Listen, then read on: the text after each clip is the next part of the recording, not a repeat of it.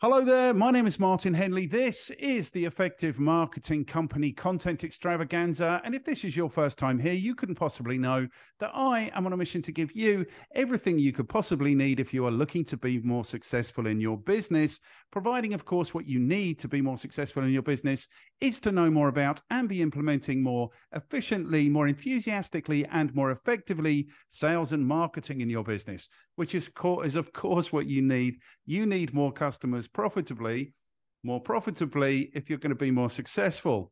So we will shorten this because you are seeing today's guest above us already, which is a bit weird, but we are coping. But I will introduce today's guest. Today's guest holds a bachelor's degree in journalism from West Virginia University, a master's degree in applied behavioural sciences from Bastyr University, and an MBA in marketing from the Drucker School of Management. That's the famous Peter Drucker. He has sales and marketing experience going back to 1987, when he increased sales from 4 million to 100 million in 3 years. During his 21-year career with Alcoa, he also managed the Anheuser Busch account that was worth $1.5 billion and negotiated the largest contract in their history that was worth $5 billion. And that was when $5 billion was a lot of money. He left Alcoa as International Director of eBusiness and Commercial Systems. He has been running his business, Schaefer Marketing Solutions, for 15.5 years, and is also currently Adjunct Professor at Harbour Space in Barcelona, Community Leader at Dollarize, Adjunct Professor at Rutgers University, which he has been with for 15.5 years.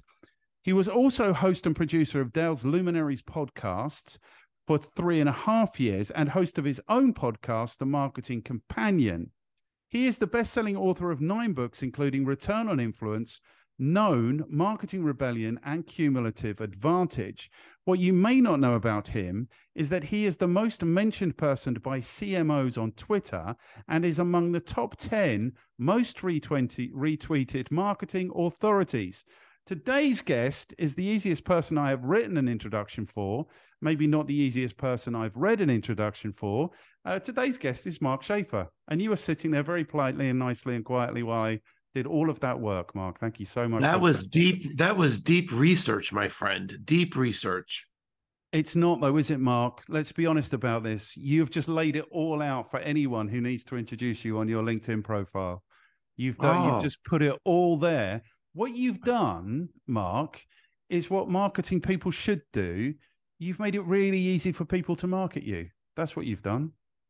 That's good, because I'm terrible at marketing myself. Okay, good. Aren't we all terrible at marketing ourselves, though? So what you'll learn about me, Peter, is that I'm just a bag full of issues. But this is, I think, one of them. I think there's a very real need for a marketing agency in the world because it's so difficult to market oneself. Does that make sense to you? You know, I do see that. I don't feel like I'm alone with my problem, but I think part of it is also my personality. Is this? I'm just not a self-promotional person. I just don't like that, and I'm not comfortable with it. And luckily, I'm living in the right time because there's enough people out there that love my work that they go out and promote it for me. Yes. Good. Which is the best kind of marketing. It's the best kind of marketing when it's word of mouth. Word of mouth is absolutely the best kind of marketing. And there's a little bit of a format to this, which you don't know anything about, bless you, because you've agreed to come here and take part without knowing even what the format is. So we'll get to the format in a second if we can. But because do you believe in this 3 degrees of separation they talk about now? It used to be 6, and now we have technology. So now it's 3 degrees of separation. So because I'm speaking to you, I am 1 degree removed from Peter Drucker, yes, which is astounding to me. Somebody else I interviewed knew Mick Jagger, and that was almost as impressive. That is impressive. More people have heard of Mick Jagger than Peter Drucker, I think. Yeah. Yeah, I've had the opportunity to actually I've met and got to know three of the top 10 most influential business leaders of the last 100 years. So Peter Drucker is normally named number one. Somewhere in the top five is Tom Peters, who I've had on my podcast several times. And then also somewhere in the top 10 is Philip Kotler, who wrote, all the seminal marketing textbooks, sort of known as the father of modern marketing. And he just turned 93. And I met him for the first time earlier this year. So you're 1 degree of separation from three of the greatest business minds in history. Fantastic. The thing is, for money, I have to teach people stuff. And when I teach people stuff, there is at least one Kotler quote a day, and it kind of comes around. It's like, and now it's time for the Kotler quote. Yeah, Kotler or Drucker or Tom Peters. They're on the internet, quoted every single day. I see one of those guys quoted. Yes. Okay, good. So we are coming to the format. I promise you we're coming to the format. All right. There is a question that I have, which is I don't know what kind of a question it is. The question it is, why is marketing so hard? That's the question.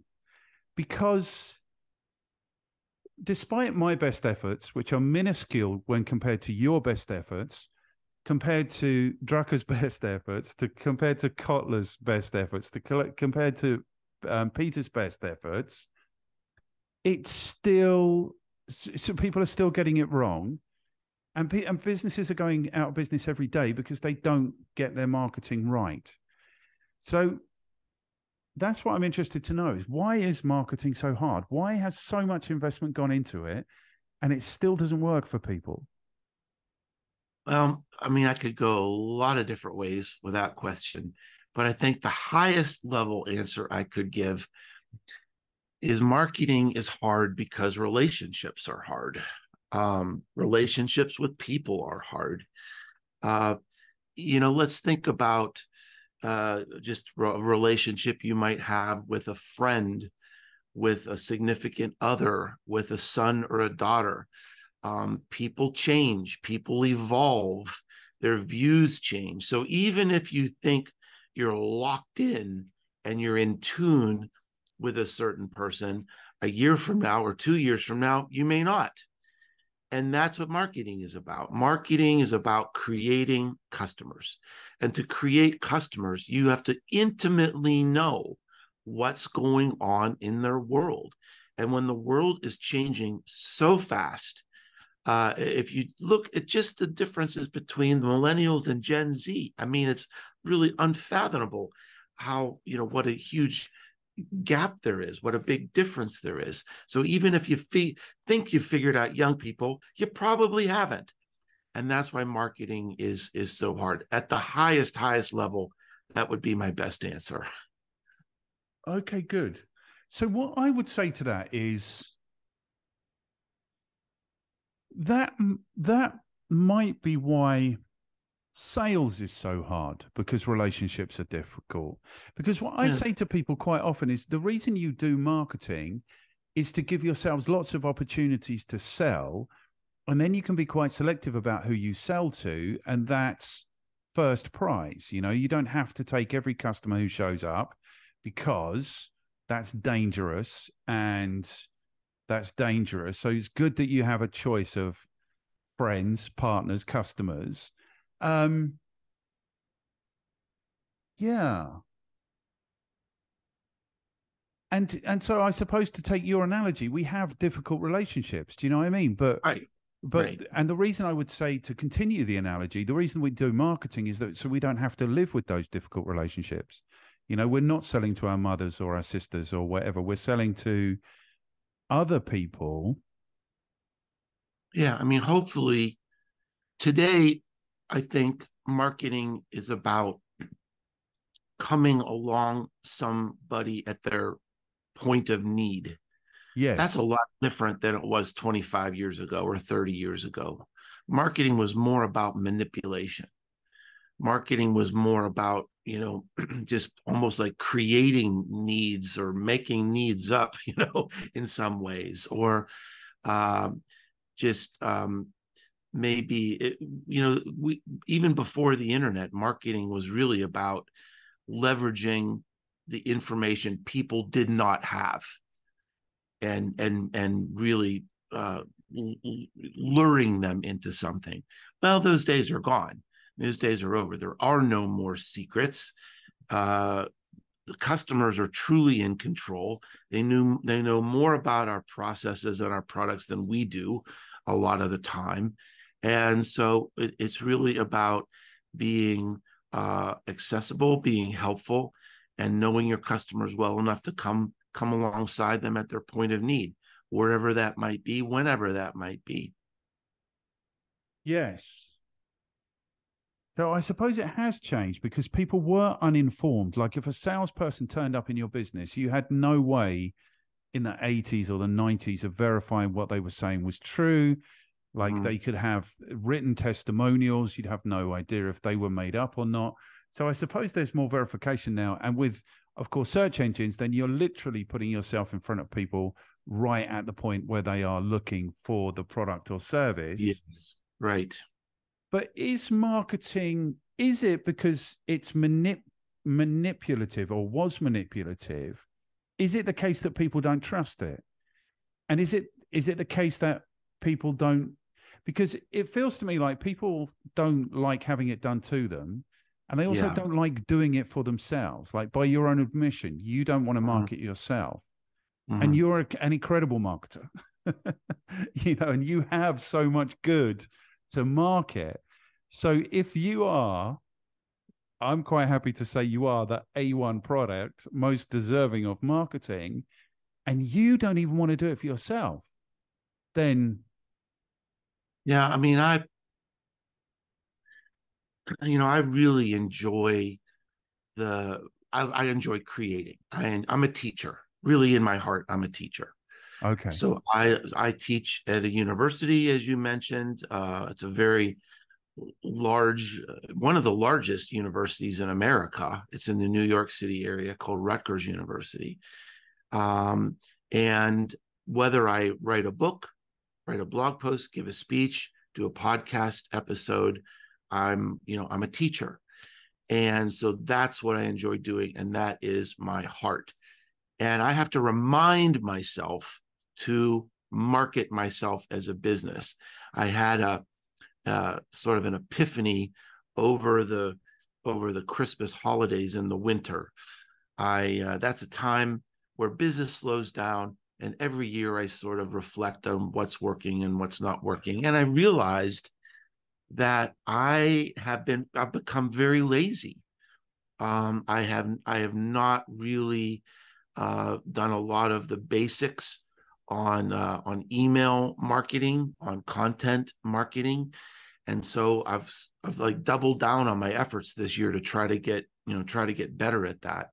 I'm trying to keep up with artificial intelligence as best I can, with Web3 and the metaverse, but and I need to do that to be an effective teacher. But I've also realized that I've overlooked some of the basics. I was getting lazy, and so now I've employed some help to do a little better on that. Okay, good. I thought it would be a good idea. We are coming to the structure, I promise you, but I've got questions for you. So I thought it would be a good idea to read one of your books before we spoke, because we were supposed to speak last week and then we couldn't, and now we're speaking today. So I thought that's going to give me an opportunity to read one of your books. And then I picked the wrong one because I picked the most amazing marketing book, and that's not written by you. It's written by 36 other people, one of whom introduced us, which was Frank, which was good news. Oh, cool. Yeah. Yeah. Well, sorry about that. Sorry you picked the wrong book. Yeah. But look, it's a cool book. It might be literally, it might be the most amazing marketing book ever written, because it was written by a community. I can't name another book that's been written this way. We realized in my community, we had subject matter experts on almost everything. And someone had an idea. Could we write a book? And that was a big decision for me. I have gained a lot of trust with my books. If I put my name on a book, people are going to know. There's no fluff in this book. There's an idea. There's a inspiration on every single page. It's well written. It's going to be fun to read. And it was sort of a big personal risk to lend my brand and lend my audience to 35 other people. Were they going to be able to do it? Were they going to be able to meet that quality? And so it was a big challenge for me, and it was a big challenge for them, but they did it. It's really an awesome book. It really is an awesome book. Okay. Here's the thing. On the front cover, and it's interesting to talk about, like you talk about being a teacher. I'm also a teacher.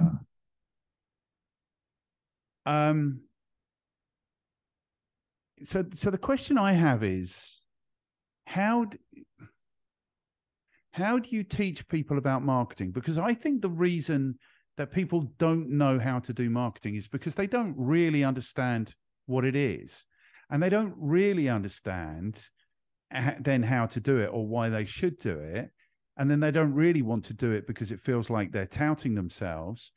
So it feels to me like the way people understand marketing is wrong. So it's almost like not teaching them. It's almost like undoing the stuff that they've come to understand, and trying to get them on the right track.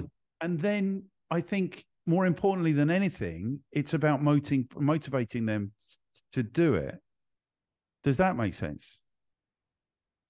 I think it does in some ways. I feel that I'm fortunate in that most of the people who subscribe to my podcast, my blog, or read my books, they sort of already understand marketing. Maybe they're already marketers. I teach at a graduate level at the university, so it's not like starting from scratch. These are people who are normally already working in marketing. But in terms of the undoing part, what I find is that when I worked in the corporate world, we were focused on data and research and strategy.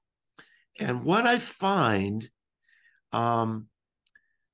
in the world today, with social media and access to so much information, is that a lot of marketing is based on memes or it's based on it's guru led.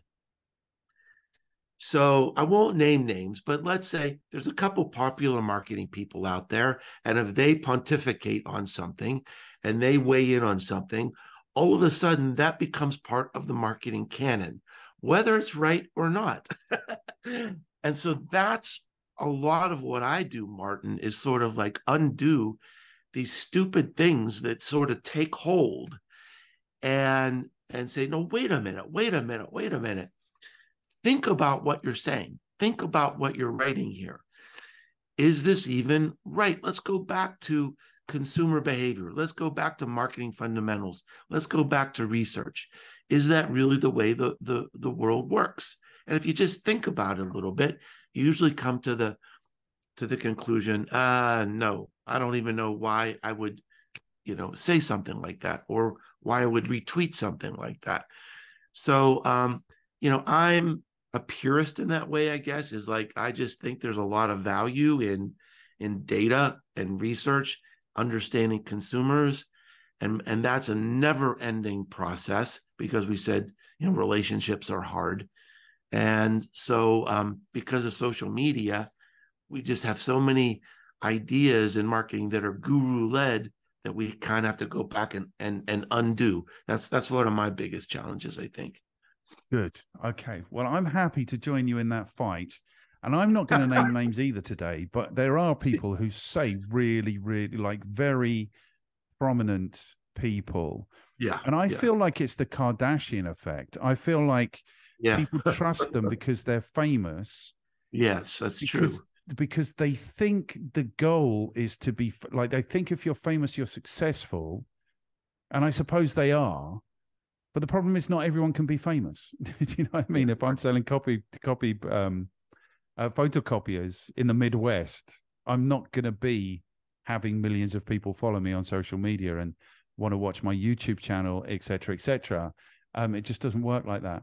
So I saw one of these people say that the best thing a popular CRM company could do is advertise during the Super Bowl adverts.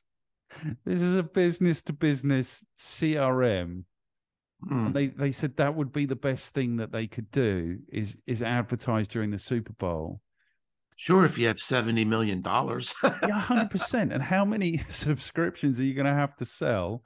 And okay, so they've got millions of customers, but how many millions of customers are going? Anyway, so it seems to me to be a preposterous idea. Here's the point of what we're talking about, is that what we are talking about is so serious. Like, this is life and death for businesses every single day. Yeah. And the businesses I care most about are the ones that really know the least about marketing, the small businesses, where the business is directly attached to their sense of worth, their sense of relationship with their family, the ownership of their house, et cetera, et cetera. And the pool is so muddied with nonsense that, I mean, businesses go out of businesses. People lose their houses every day, I think, because they don't get marketing. They don't get that they need to do it. And very often when they go to market, they get ripped off because there are these people living in the shadows saying you do have to spend this fixed amount of money on this particular social media if you want to be successful. Or you do have to have 200 leads a day coming into your business if you want to be successful. And it seems to me like it's a really sad state of affairs for something that is so important to the success of businesses. You know, it really is, Martin, and I don't have a simple explanation for that because I'm really sympathetic to small business owners today because, you know, an entrepreneur, they have to wear 7 different hats. And, you know, one of them is running the business and one of them is hiring people and one of them is being the accountant and then one of them is the marketer. And it's hard to do all those things and keep up with marketing as well. Yes. You know, you mentioned, okay, well, you need to spend a fixed amount of money on social media. That's ridiculous. Another myth, I think, is you need to spend a fixed amount of money on SEO. I think that world is sort of in transition right now. And yet there are a lot of gurus out there who they have something to sell. They have an agenda to sell. And especially a lot of people in the marketing field, they're not even keeping up with what's going on in the world. So, you know, if people are out there, if they're selling something the same way, the same product, selling it in the same way that they did 5 years ago, it's probably obsolete. If you're doing something in marketing and sales the same way you were doing it 5 years ago, it's time to take a fresh look and see what the heck is going on out there. I mean, just you know, what has happened with SEO is dramatic in the last 18 months, let alone the last 5 years. What about content and content marketing? Completely different world in the last 2 years. Social media, completely different world in the last 2 years. So, you know, I'm sympathetic to small businesses. How do you keep up with that? The only way to do it is to hire a marketing consultant who is keeping up with these things and can be honest with you, and help lead you in a way that's relevant in the world today. Okay, except that's not even the case, because you can't, if you're a marketing consultant, you can't keep up. You have to be a marketing company. You have to be employing 7 or 10 or 15 people for them to be specialists in all of these different things that are going on. And even then, it's a race to keep up, you know? So I think it is really difficult. Can I challenge you a little bit? Sure. You're on the cover of this book, The Most Amazing Marketing Book. It's a great book. I'm going to read all of your books, by the way. They all look enthralling. So I am going to read all of them. But it says it contains 350 marketing ideas. Is it ideas that people need, really? Because I'm a simple soul, this is what I think. Marketers should be understanding markets, and specifically, they should be looking for opportunities in markets to add value. So the idea for me is marketing is find ways to add value, find ways to communicate that value to the people who will take value from it, evidence that you're delivering that value, delight that customer, get that customer to bring you your next customer. Do you know what I mean? It seems to me like if Peter Drucker were with us still today, he'd be reminding us of that. Like all of these, the tactics have changed dramatically. The landscape has changed dramatically with these huge corporations, Facebook, Google, helping themselves to billions of dollars of people's marketing budgets every year. So the landscape's changed dramatically, but the principle, find ways to deliver value, communicate that to the people who will take the most value from it, evidence that you're delivering that value, have a happy business. Is it any more complicated than that, really? No, I want to share a little secret with you. Oh, good. Because we know marketing's full of secrets. This is just between me and you now. Okay, good. So you have this book, Most Amazing Marketing Book Ever, 350 Ideas. Guess what? The first chapter, the first section is strategy fundamentals. Yes. First chapter, written by Samantha Stone. Incredible, experienced marketing strategist. Sort of going through the basics of constructing a strategy. Chapter 2, the 4 Ps, why marketing mix matters. So it's not about TikTok. It's not about, how to become viral on YouTube. Chapter 3, marketing research. So all these things that you're talking about, I agree with you 100%. And while this is a book full of all ideas, it's also reminding people of these foundational things that we can't ignore. Before you can really start implementing ideas, you've got to, have a solid strategy in place. Okay. Excellent. And I am thoroughly enjoying the book. I mean, I do feel like 350 ideas might be too many. I'm keeping up so far.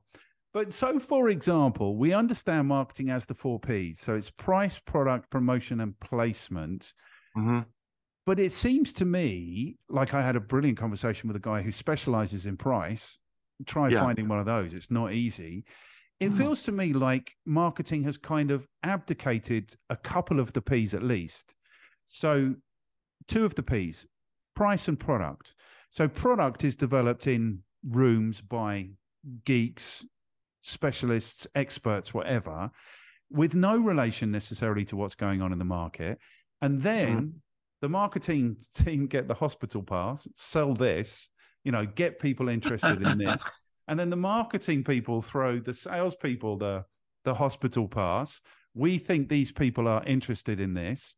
And so it goes on, right? Yeah. I don't pay a subscription to Zoom, so it's going to cancel again in 10 minutes. So what we'll do is we'll jump back on if that's okay. Oh, okay. Okay.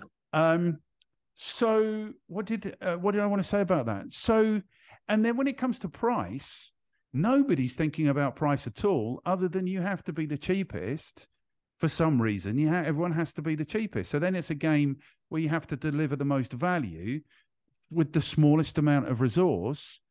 So it's that's how I feel about it. It's like there's 4 Ps. We've abdicated 2 of them completely. We're stuck now with promotion and placement. I think people do quite well at that.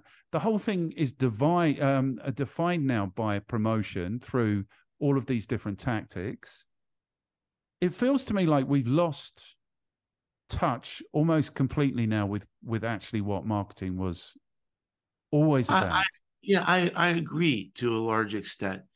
Marketing today is too much about the shiny red ball. It really is.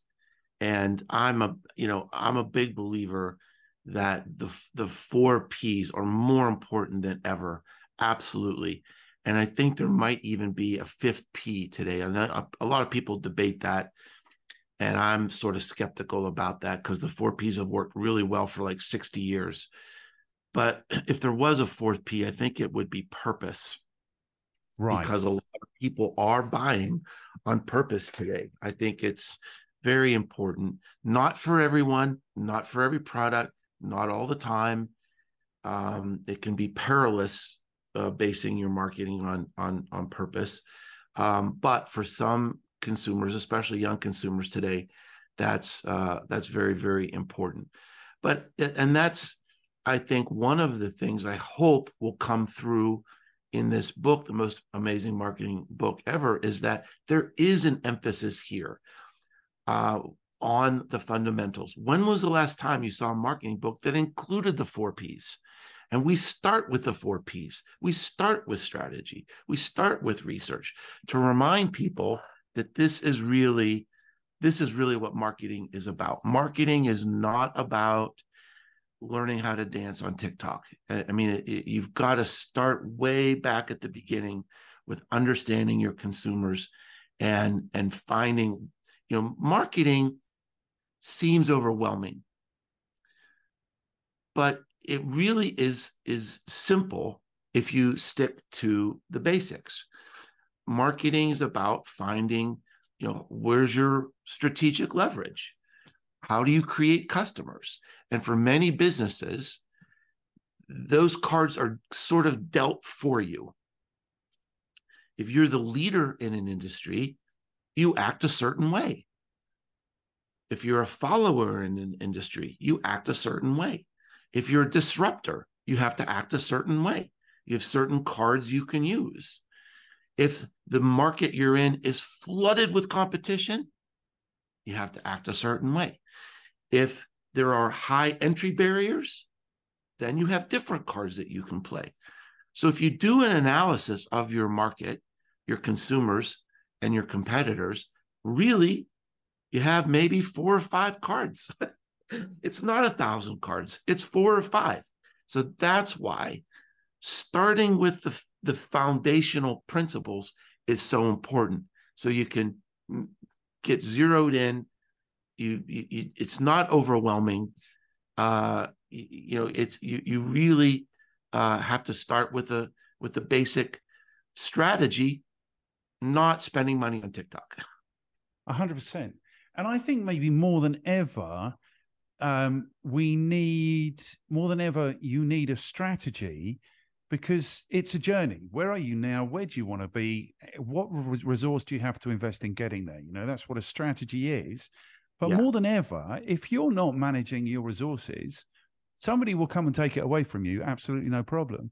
And the somebody that will come and take it away from you will be Google or Twitter or TikTok or these kinds of businesses who are taking tens of billions of dollars a year out of people's marketing budgets, And if you're not particularly really cute, religiously fanatical, you won't get a lot of value for that money. I think that's a major issue right now.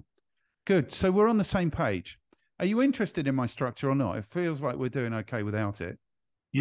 I'm just curious about it, so I think we should do it. Okay, so there's 5 questions, okay, and we are going to get dropped any second, so I'm going to have to send you a new Zoom link as soon as we get back up. Yeah. So the 5 questions are: firstly, how are you qualified to talk to us about your specialist subject?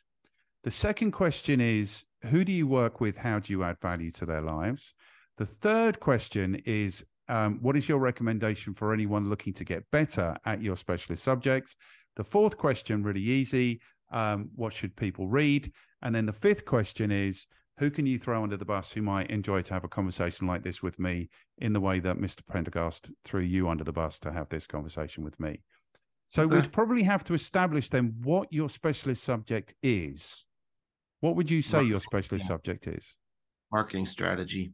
Marketing strategy. Okay, good. I'm embarrassed to ask you this question now. Okay, good. So I am embarrassed to ask you this question, but it is the first question. How are you qualified, Mark Schaefer, to talk to us about marketing strategy? Well, let's say I think my biggest value is I'm a student. I'm more than a teacher, I'm a student. And I think if anybody comes to you and says, I'm a marketing expert, run away. I think to be effective in marketing, you have to be very humble. You have to realize that you're just in a state of constant learning. And so I think that's what makes me what makes me good. I think something that's special about me, and I can't completely figure it out, is that I do have a good track record of seeing what's coming next. I can see, well, we have this trend, we have this trend. If these things are true, I can think through, what does that mean? So if you look at the history of my blog or even the books that I wrote, I have a good track record of predicting where we need to be next. One easy example is I wrote the first book on influence marketing called Return on Influence in 2012.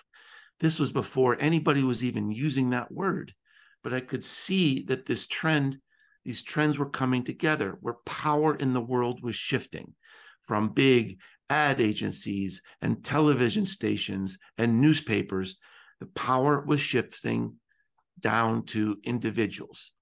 Everybody in the world had the opportunity to create their own content, create their own influence, and most important, create their own audience. And that audience was going to be very important to businesses in the future.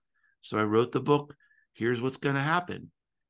2012, wrote it in 2011, published in 2012, and said, in 2 years, this idea is going to be, influence marketing is going to be mainstream. It's going to be a mainstream marketing tactic. And if you look at Google Trends, sure enough, 2014, boom, influence marketing starts to take off. So I think those two things really, my experience, I'm a student, and I would say I'm honest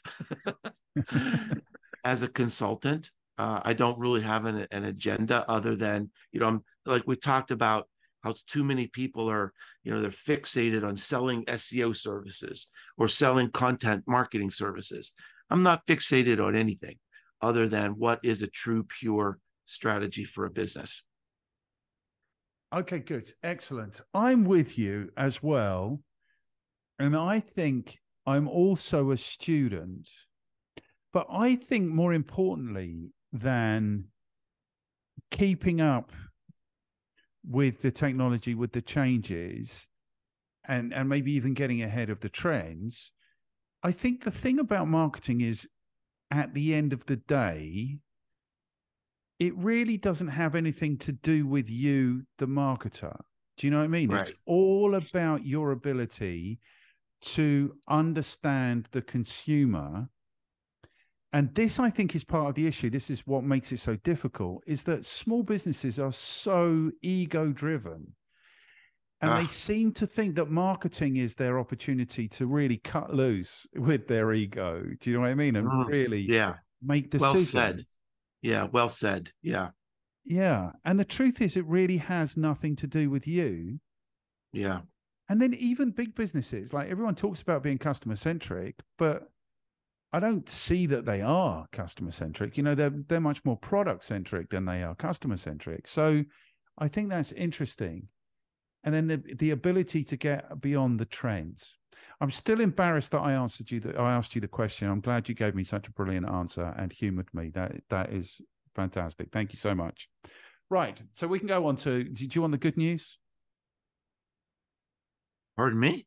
Do you want the good news? Oh, yeah, sure. What's the good news? The good news is you are clearly eminently qualified to talk to us about marketing strategy. So thank you for that.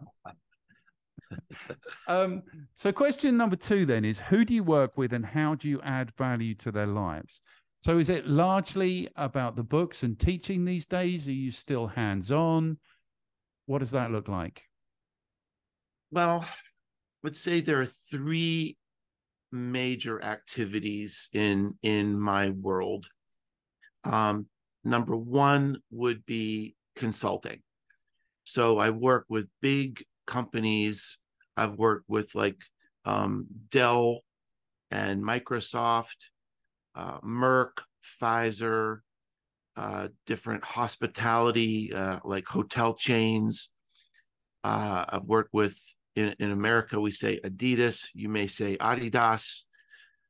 So I've worked with a lot of different businesses on many, many different types of strategy problems. It could be content, it could be social media, it could be a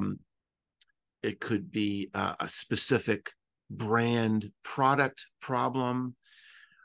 So that's number 1. Number 2, the way I work with customers is through training. So I've done workshops, I give speeches. I'm working with a lot of companies now on personal branding, like personal branding ideas for their executives. So training and workshops and teaching. I teach at a university. I'm about to teach at a second university in the fall. So that would be number 2. And then finally, it would be developing content. Content is not just a monetization strategy for me, i.e. someone buying my books, but content for me is also really the only marketing that I do. That's how I establish thought leadership. That's how I establish trust. So to me, blogging, writing books, creating the podcast, my podcast is now in its 11th year. That's the third kind of pillar of my business. Fantastic. Okay, good. So I don't know. I've never worked with brands. And it is interesting to me, maybe it's interesting to other people, when businesses like Adidas, Merck, everybody knows who they are. What consulting could they possibly need from a marketing consultant? Well, let's just, I'm trying to think about what I'm actually allowed to talk about. Well, okay. So let's say you're a pharmaceutical company, and a pharmaceutical company is highly regulated. And so they're trying to figure out, what can we actually do on social media that would be helpful and legal? So I could provide advisory services for that. There was one example where a brand, they had spent $1 million on research. They followed the research, and they created this marketing strategy based on the research. and the sales were plummeting. So they called me in sort of like as a doctor to say, help, help. The patient's really sick. What's wrong? So I was able to go through their research and I found the mistake that they made. So that would be an example. For Adidas, specifically, they were getting into the extreme sports market and they were very late. It was already a market that dominated by North Face and a few others, a few specialty brands especially. And so we had to figure out, what could we do? How do we get into this market in a new way? What has North Face overlooked? We're a few years behind. How do we catch up? And so I was able to create a strategy for them and then guide them to some other people who could help them execute on the strategy. So so there's big brands. They're just people too. Yes. They really are. And sometimes they're blind to the opportunities right in front of them. Sometimes they're blind to the research that's right in front of them. Sometimes, like you said, there's ego that gets in the way. Sometimes, I mean, big businesses, there's a lot of scale, there's a lot more money, but they have a lot of the same problems that small businesses do too. Okay, good. And I like this because I really like things that support my ideas. This supports my idea of agency.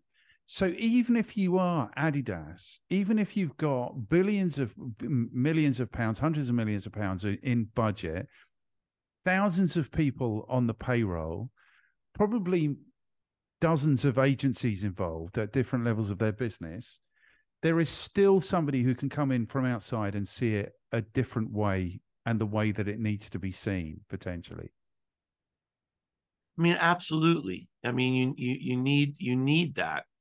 And I have, a unique set of skills in addition to having my undergraduate degree was in journalism, and that served me very well because I'm an effective communicator. Then I got a master's degree in marketing and studied under Peter Drucker. And then I got a master's degree in applied behavioral sciences, which is sort of like organizational psychology. Once you have a strategy, how do you, strategy is the easy part. Making it work, getting people to follow along and make it work, that's the hard part. And so, there was an example where there was a big hospitality brand, and they were so far behind in creating a social media strategy. They hired one agency, fired them, big advertising agency, brought in a second big advertising agency, fired them. Then they brought in me because they just couldn't figure out what was wrong. And I was able to identify that they didn't have a marketing problem at all. It was an organizational problem. It was a company run by lawyers. Oh, God. And they sometimes it would take them 3 weeks to respond to a post on Facebook because it had to go through legal approval. And so what I did was I said, look, you fired all these people. It's not their fault. It's your fault. It's the culture. So here was my marketing strategy. I closed the door and met with the CEO and the president and said, the problem is you. I bet they loved you that day. Well, they actually did. And here's why. Because they were smart people and they knew they needed to adjust. I mean, the best leaders want to know how to lead. They want to know how to beat the competition. And, a terrible leader might throw me out the door, but a great leader will say, oh my gosh, we needed to hear this. No one else would tell us this. Thank you. Now we know what to do. And they did it because they're great leaders. Yes. And that's why you're in such an enviable position, is because nobody's going to get in touch with you and have you quote for the work, which I hope it's shockingly large amounts of money, and have you come in unless they're committed to the solution, to finding the solution. Does that make sense? You're looking very serious. Yeah, absolutely. Yeah, absolutely. Yes. Yeah, I can't even think of an example where they didn't. No. Well, and so I think at the grassroots level, it's a different thing. You have to go in and tell them, if you're in business, you need to be in the business of having customers. If you're going to have customers, you're going to need to do some marketing and some sales. You're starting at that level. Whereas I suppose at the level that you're playing at, they know that already, although they might have forgotten if egos are getting in the way. I've got a new theory on the training that I do. Maybe I'm just very late to the party on this. I used to work with an institute, and they were like a leading qualification, and they would have us deliver hundreds of slides of information in a week. And they were really tied to this idea that they had to deliver all of this content. My new realization is that all you really need to do is make their lives a little bit better. Like, so if you can transform their thinking and their ideas and their motivation, even just like an inch, that's much better than dumping lots and lots and lots of content on them. And so this is what I'm telling people now in my classes is, this is a rare opportunity for you to think. Do you know what I mean? It's like I used to turn up and dump hundreds of slides of content on people. Now I turn up and say, you know what? And I've got a couple of slides. So Einstein said, education's about teaching people to think. Ford said it's the hardest thing to do. That's why no one does it.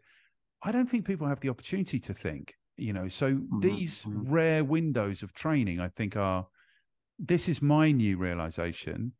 What are you finding students need, and how are you supporting them to have that? Well, I agree. And I think you and I sort of had the same journey.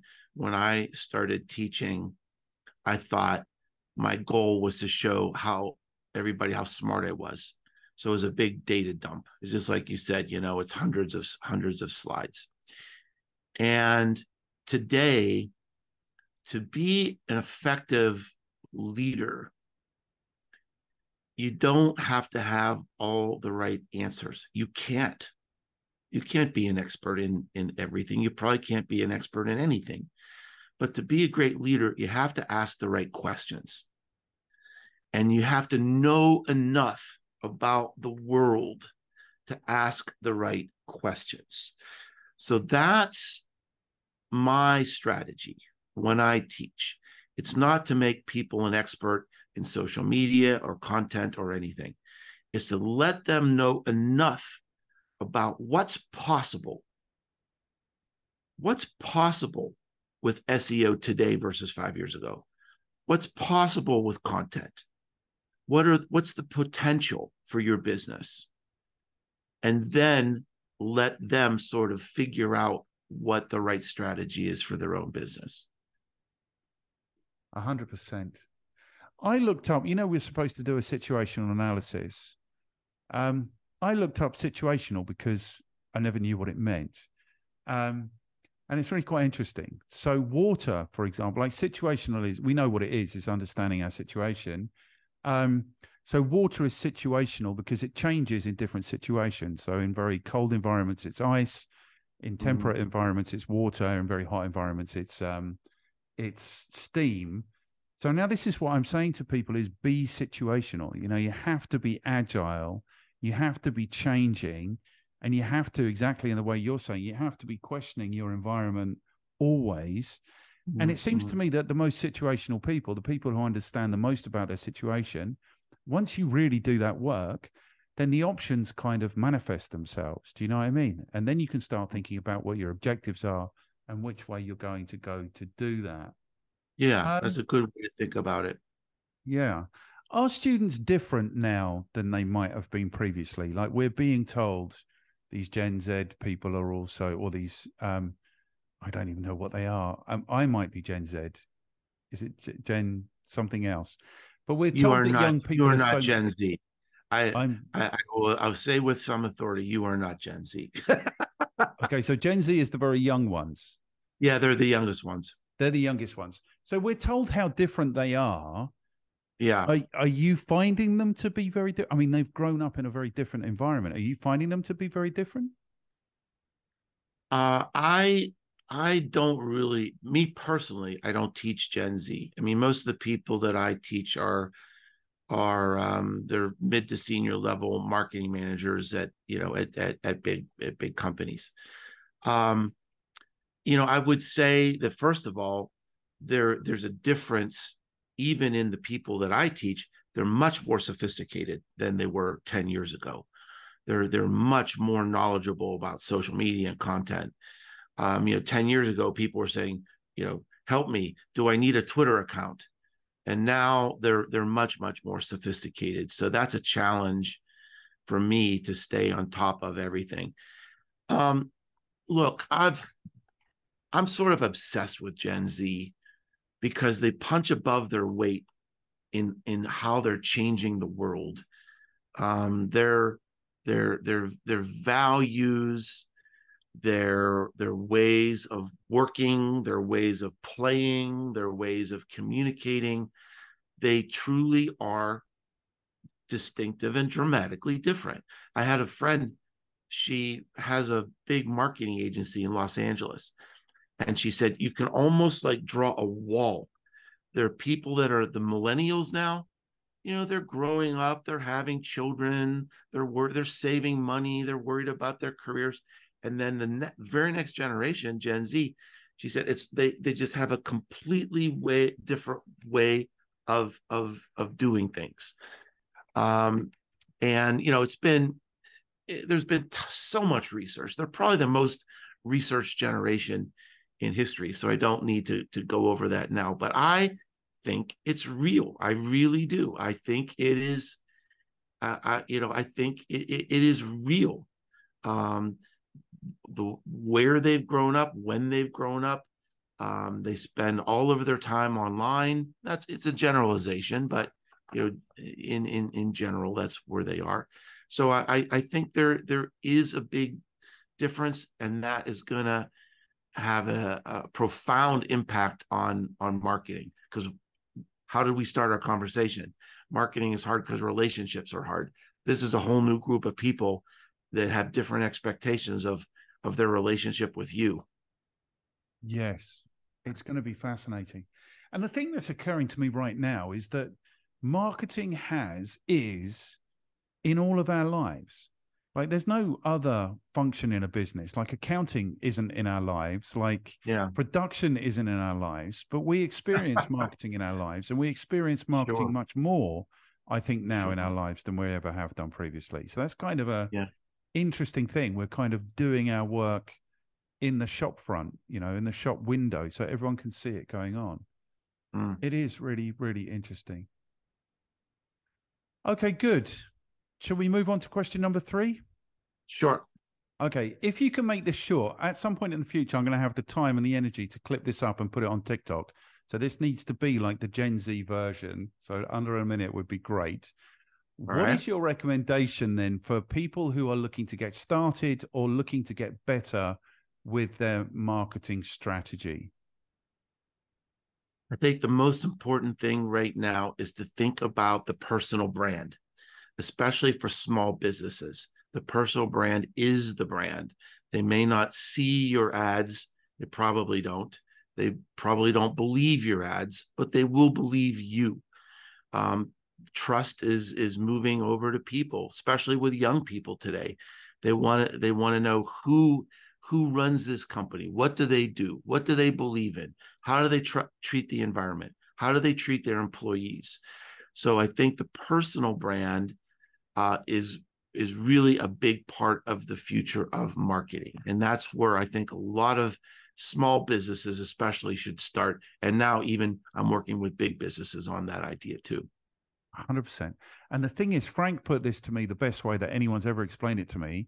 People are thinking about you anyway. People are coming to ideas about you anyway. So it's worth investing something in making sure that they have good ideas or good representations of the things that you want to be known for, you know? And I suppose the Absolutely. thing about personal brand is that it is actually a personal investment. So if you're personally investing in your personal brand right now, you're going to take that personal brand to the next place and the next place and so on. So it's going to be something that will pay dividends throughout. Right. It's the only thing that'll pay dividends throughout. Yes. Excellent. I think that's fantastic advice. I'm really excited about the idea, the day that I chop that up and put that out on TikTok. I think TikTok's going to go ballistic for that piece of advice. Good. All right. So question number 4 then. I'm going to recommend everyone. I haven't read everything that you've done or anything that you've done so far because I got duped into reading something that 35 other people had written. But I recommend that everyone engages in your podcast, listens to your podcast, and reads your books. Other than that, what content should aspiring marketeers be investing in? Should they be reading? Should they be watching? Should they be listening? What's your recommendation? Well, I guess a couple things come to mind. The most important things I read right now are blogs and newsletters, and I'm mostly a reader. So, I mean, some people might prefer podcasts or prefer video. I learn by reading. I tend to look at newsletters and blogs that are highlighting trends, highlighting what's happening in the culture, what's happening in the world, in the business world, so I can kind of process this and teach about it. I actually, in terms of books and books that I've written, I actually have a thing on my website where you can go in there and pick like where you are in your career, and it'll tell you the order of books you should read. Because I realized some people were kind of confused about that. I think if you're a marketer and a small business owner, I would say of the books that I've written, I would probably start with Marketing Rebellion. It's a wake-up call that sets the stage in terms of the world has changed a lot. If you're still doing it the old way, you need to learn these new things.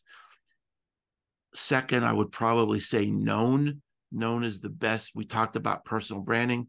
Known is the best-selling book on personal branding in the world, and for good reason, because it works. It absolutely changes people's lives.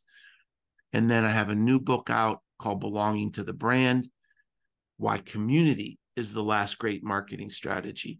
And this is a little more advanced, but it's highly, highly relevant, because the world is moving to community. The world, we've got this mental health crisis everywhere, not just with young people, but in every generation today. And this feeling of belonging is really important. And I do believe there's a role for businesses and marketing that can not only create effective marketing for their companies, but it's also marketing that people actually want. It's actually marketing that helps people heal. And that's kind of exciting to me. So those are the 3 books I would kind of highlight for your listeners. Fantastic. And given that you really don't like to indulge in self-promotion, you really are very good at it. I'm just answering the questions, man. Just answer the questions. That's all good. The thing is, I think weirdly, I think marketing has a huge role to play. Even now we're looking at AI, and it's like AI is going to make life so much easier for marketers. It feels like every ill in the world exists to make things easy for marketers. And you have to wonder at some point, like, how easy do things need to be for marketers? Do you know what I mean? Before there isn't another thing. Do you know what I'm saying? It's like, so I think marketing is at the cause of all of these potential problems. I do think that the machine seems to have learned that unhappy people make better consumers. Like, I don't have to get too unhappy. I know if I'm unhappy because rubbish starts turning up at my door that I've ordered. Do you know what I mean? It's like, so marketing is the cause, but I do think that marketing is also the answer. And I do think that good marketers have a really strong role to play in making the world a better place now. And I think That's what I believe. I mean, that's what I believe. Um, and I think that that's part of my crusade is marketers can do something better than trick people into clicking links. Marketers are the creators. Marketers are the front line of the business with your customers. We can be a beacon. We don't have to be something that people avoid, that people hate. We can be a beacon. We can create something good. We can create something valuable. We can help people belong. We can help people connect. And if you look at the best managed companies in the world, they normally also have the best marketing. And that's exactly what they're doing. They're connecting people to each other. They're connecting people to purpose. They're not interrupting. They're not intercepting. They're not spamming. They're coming alongside people at their point of need. That's marketing at its best. And that's what we should aim for. good. I'm glad I stoked that little fire. Because I also think that this is what we were always supposed to be doing. This is what we were always supposed to be doing. And I've never met a marketing person, I've never met a salesperson who doesn't want to help people, but what we end up doing is trying to foist products on people that they don't want or need. And that's given us this shoddy reputation. And that's why we are probably in the situation that we are, because people don't respect marketing and they don't respect sales. But when I stand up, because I'm a simple soul, I stand up and teach, and it's a pitch. It's a sale. I've got these ideas. Do you know what I mean? Buy these ideas, invest in these ideas, use these ideas in your life. So everything is a sale and everything is a pitch.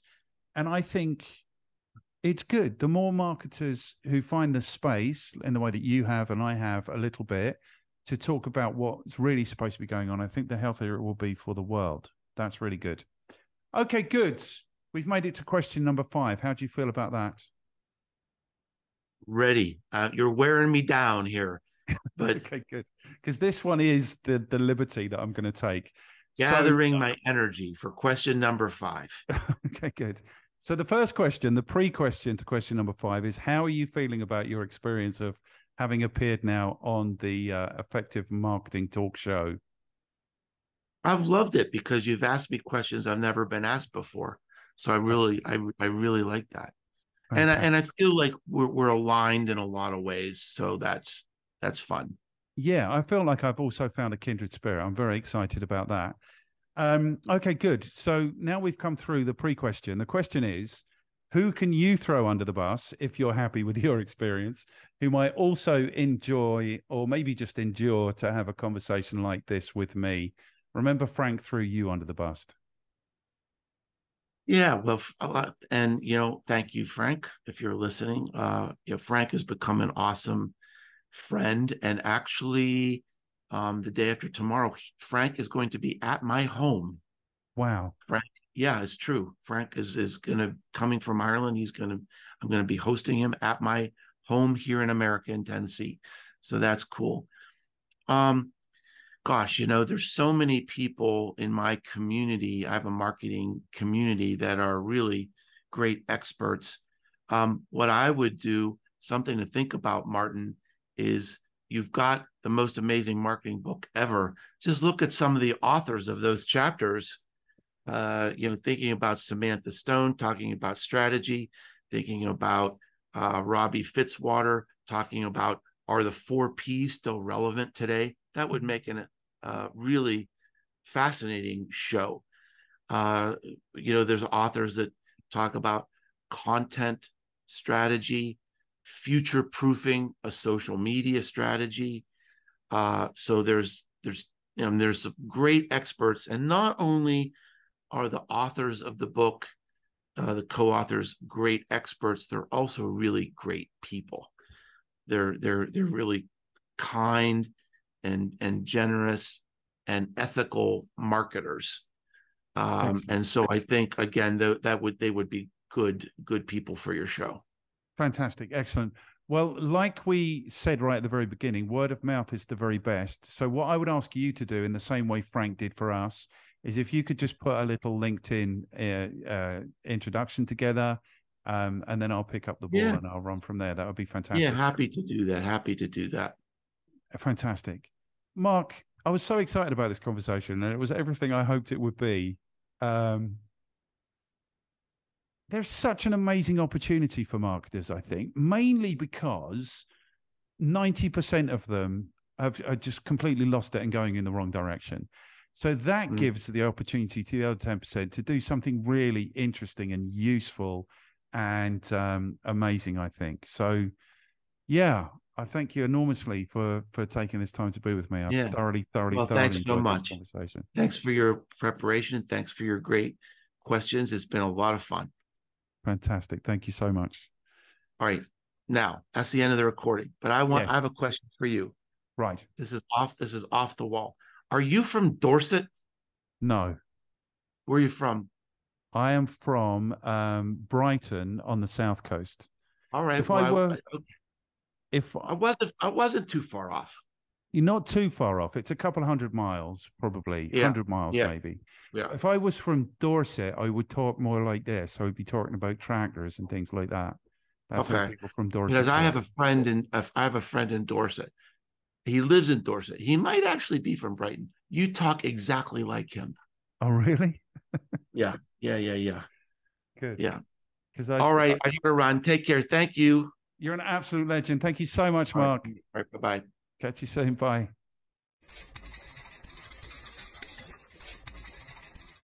Thank you for taking the time to check out this episode of the Talk Marketing Show. If you found this interesting and useful, then YouTube thinks you're going to enjoy this one. And this is the latest thing that we've posted. If you haven't yet, and you could take a second to like, share, subscribe, and comment, then that will give us the motivation to continue on this epic journey.